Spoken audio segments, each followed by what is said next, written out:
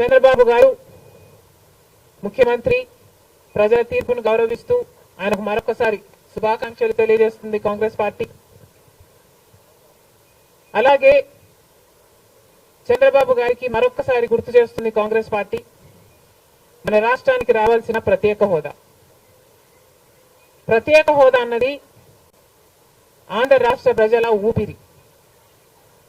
10 సంవత్సరాలుగా మోడీ గారు BJP party ప్రత్యేక హోదా విషయంలో ఆంధ్ర రాష్ట్రాన్ని ఆంధ్ర ప్రజలను మోసమే చేశారు. 10 సంవత్సరాల క్రితము ఎలక్షన్లకు ముందు మోడీ గారు వచ్చినప్పుడు 10 సంవత్సరాలు ప్రత్యేక హోదా ఇస్తాము అని తిరుపతిలో మాట ఇవ్వడం జరిగింది మోడీ గారు. అప్పుడు చంద్రబాబు గారు చెప్పిన మాట 10 సంవత్సరాలు సరిపోదు, 15 సంవత్సరాలు కావాలి అన్నారు అదే సభలో. కానీ 10 సంవత్సరాలు గడిచిపోయినా కూడా ఈ రోజు వరకు కూడా బీజేపీ పార్టీ ఆ మాటను నిలబెట్టుకోలేదు. కానీ ఇప్పుడు చంద్రబాబు గారు మద్దతు ఇస్తున్నారు కాబట్టి బీజేపీ పార్టీ అధికారంలో నిలబడింది. ఈ విషయం మోడీ గారు గుర్తుపెట్టుకోవాలి. ఎందుకంటే ఈరోజు ఆంధ్ర రాష్ట్ర ప్రజల ఎన్నుకున్న ఎంపీలు కనుక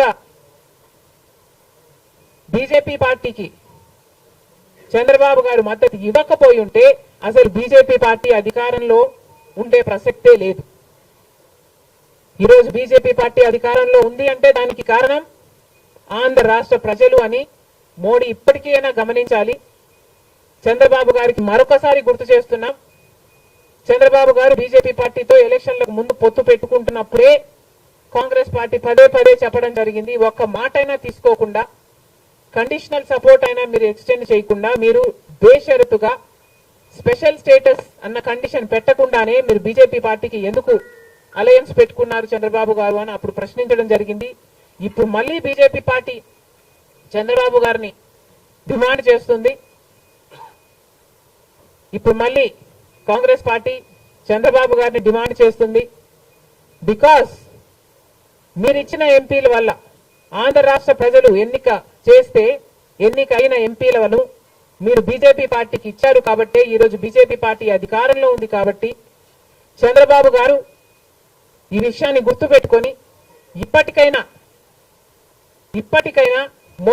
మొండి పట్టైనా సరే స్పెషల్ స్టేటస్ అన్నది ఆంధ్ర రాష్ట్రానికి అవసరం కాబట్టి ఇప్పటికైనా స్పెషల్ స్టేటస్ మీద చంద్రబాబు గారు సీరియస్ గా వర్క్ చేసి ఇది సాధించుకు రావాలి అని కాంగ్రెస్ పార్టీ ఆంధ్ర రాష్ట్ర ప్రజల తరఫున డిమాండ్ చేయడం జరుగుతుంది.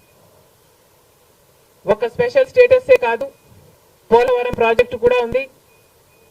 పోలవరం ప్రాజెక్టుకు చంద్రబాబు గారు 2 రోజుల క్రితం వెళ్ళడం జరిగింది. నిజానికి పోలవరం ప్రాజెక్టు రాజశేఖర రెడ్డి గారి ఆలోచన.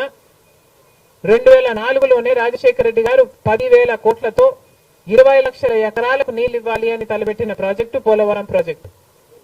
రాజశేఖర రెడ్డి గారి హయాంలోనే కుడి ఎడమ కాలువలు పూర్తి చేయడం జరిగింది. ఆ కాంగ్రెస్ హయాంలోనే 4,500 కోట్లు అంటే దాదాపుగా 40% పనులు పూర్తి చేయడం కూడా జరిగింది. కానీ తర్వాత అధికారంలోకి వచ్చిన చంద్రబాబు గారు పోలవరం ప్రాజెక్టు కాస్టును అమాంతంగా 29,000 కోట్లకు పెంచారు.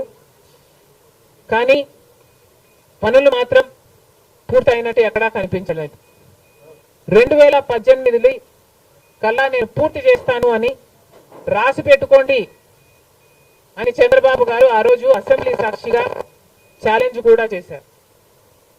కానీ పోలవరం ప్రాజెక్టు చంద్రబాబు గారి వాళ్ళ సాధ్యం కాలేదు, పూర్తి చేయలేదు.